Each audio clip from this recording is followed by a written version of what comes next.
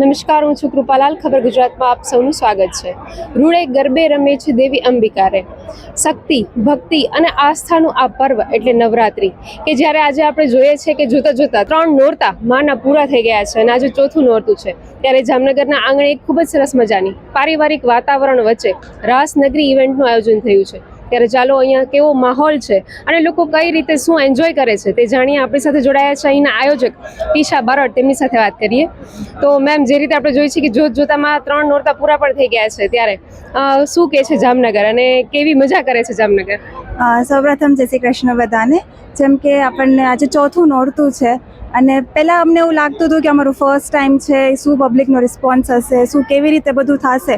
But પછી ધીમે ધીમે પબ્લિક આવવા માંડી, પબ્લિક પોતાનો પ્રેમ અમને દેખાડવા માંડી, પબ્લિકનો રિસ્પોન્સ અમને મળવા માંડ્યો, તો અમને ખૂબ સારો આનંદ અનુભવ થાય છે. જેમ કે બધા પોતપોતાની ફેમિલી સાથે આવે છે, બાળકો સાથે આવે છે, નાના મોટાથી લઈને બધા, યુથ, ઓલ્ડ, ચિલ્ડ્રન, બધા આવીને મસ્ત ગરબે ઝૂમે છે. એટલે અમને બહુ સારું ફીલ થાય છે કે ના, એમ થાય છે કે ના, અમે જે કરી રહ્યા છીએ, કે જે લાઈન પર જઈ રહ્યા છે, ગામઠી થીમ અમે આપી, એમ એવું લાગે છે કે પબ્લિક એને ધીમે ધીમે એક્સેપ્ટ કરે છે, તો ખૂબ સારું લાગે છે.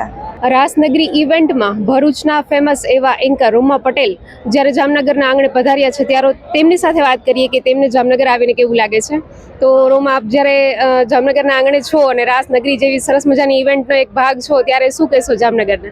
જામનગર પાસેથી બહુ જ પ્રેમ મળ્યો છે અને જે પ્રતિસાદ આપી રહ્યા છે, હું બહુ જ ઓવરવેલ્મ છું અને બહુ જ ખુશ છું કે એ લોકો મને આટલું સારી રીતે આવકારી રહ્યા છે. કેવી રીતે મજા કરાવો છો જામનગરના? તમે જોઈ શકો છો કે અમારું જે ડેકોરેશન છે ગામઠી થીમનું છે, જે જામનગરમાં બીજા ક્યાંય જગ્યા પર નથી. ડેકોરેશન બિલકુલ યુનિક છે અને યસ, અમારી પાસે છે એવા આર્ટિસ્ટ જે જામનગરના જૂના અને જાણીતા છે, ડીજે રોક્સ, ડીજે ભવ્ય અને ડીજે ક્રિશ. તો એ લોકો એમ એવી પ્લેલિસ્ટ બનાવીને લાવ્યા છે કે જે અમારા જે ખેલૈયાઓ છે એ ઊભા નથી રહી રહ્યા, એટલું સરસ રમી રહ્યા છે. તો હવે આવનારા દિવસોમાં આપણે જ્યારે જોઈએ કે જામનગરને શું નવું મળવાનું છે? અમે નવું પ્લાન કરી રહ્યા છે, જલ્દીથી રિવીલ કરીશું.